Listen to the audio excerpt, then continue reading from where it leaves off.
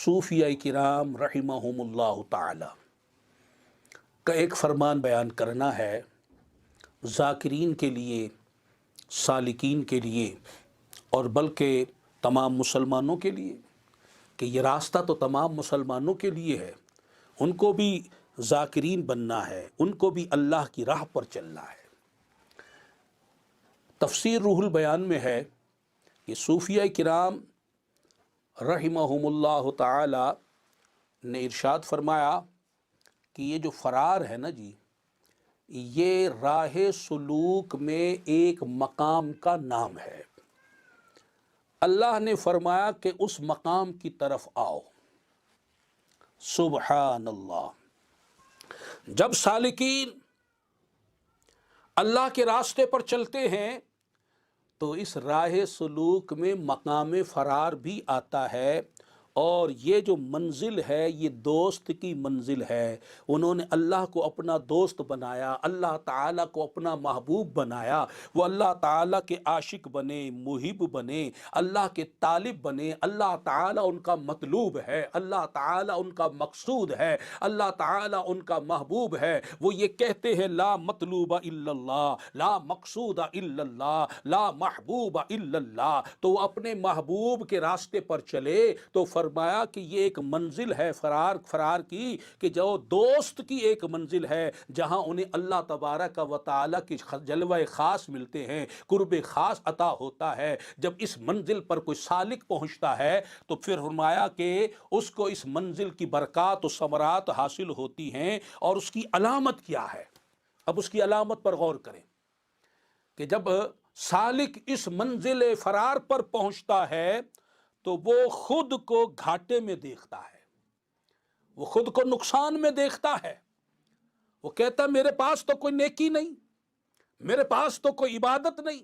حالانکہ وہ عبادت میں مشغول رہتا ہے، نیکیوں میں لگا رہتا ہے، گناہوں سے بچتا رہتا ہے، وہ خود کو گناہگار سمجھتا ہے، وہ نیکوکار نہیں سمجھتا، کہتا میں تو بڑے گھاٹے میں ہوں، بڑے نقصان میں ہوں۔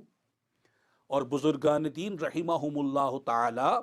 عاجزی بھی کرتے ہیں، اور جو وہ بات بیان کرتے ہیں، جب ان سے بات میں تو کچھ بھی نہیں، میری تو کوئی حقیقت نہیں، میں کچھ بھی نہیں، میرے پلے کچھ نہیں۔ تو اب اس مقام پر جب سالک پہنچتا ہے تو اس کی یہ کیفیت ہوتی ہے کہ وہ خود کو گھاٹے میں دیکھتا ہے کہ میرے پاس نیکیوں کا ذخیرہ نہیں، میرے پاس اعمال حسنہ کا کوئی سرمایہ نہیں، میں تو گناہوں میں ہوں، میں گناہگار ہوں۔ اور وہ ہر بات میں شکایت پاتا ہے، کمزوری دیکھتا ہے، اپنے اندر کمی دیکھتا ہے، وہ خود کو کامل نہیں دیکھتا، وہ ناقص جانتا ہے، میں تو ناقص ہوں، میں کمزور ہوں، میرے پاس کوئی ایسی سرمایہ نہیں روحانیت کا، میرے پاس کوئی بڑی برکات نہیں، ثمرات نہیں۔ اب جب سالک کے اندر یہ کیفیات پیدا ہوں تو یہ مقام فرار کی ایک علامت ظاہر ہوتی ہے۔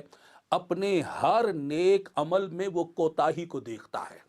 اخلاص کے باوجود خود کو غیر مخلص جانتا ہے کہ مجھ میں اخلاص نہیں ہے، میں ریاکار ہوں، مجھ میں ریاکاری ہے، میرے اندر تسنع ہے، میرے اندر بناوٹ ہے، میں مخلص بندہ نہیں ہوں۔ حالانکہ وہ اخلاص کے ساتھ عمل کر رہا ہوتا ہے لیکن خود کو مخلص نہیں سمجھتا، اخلاص کی کمی سمجھتا ہے۔ اور ایک علامت اس کی یہ بھی ہے کہ جب اس کو کوئی دولت ظاہری حاصل ہو یا کوئی باطنی صفت، باطنی دولت اس کو حاصل ہو، تو وہ یہ نہیں کہتا کہ یہ میری کسی محنت، ریاضت، مجاہدے کی وجہ سے ہوا ہے، میری عبادت کی وجہ سے ہوا ہے، میں نے یہ وظیفہ پڑھا، میں نے یہ تسبیح پڑھی، یہ کمال مجھے اس لیے حاصل ہوا ہے۔ جیسے یہ عامل لوگ کرتے ہیں کہ یہ میں نے چلہ کاٹا، میں نے یہ وظیفہ پڑھا، میں نے یہ کام کیا، جناب مجھے تو یہ کمال حاصل ہو گیا، مجھے یہ دسترس حاصل ہو گئی۔ وہ ظاہری اور باطنی کمال کے ملنے پر، دولت کے ملنے پر اسے اپنی طرف منسوب نہیں کرتے کہ یہ میری ریاضتوں کی وجہ سے، مجاہدات کی وجہ سے، یہ عبادات کی وجہ سے، نیک اعمال کرنے کی وجہ سے، فلا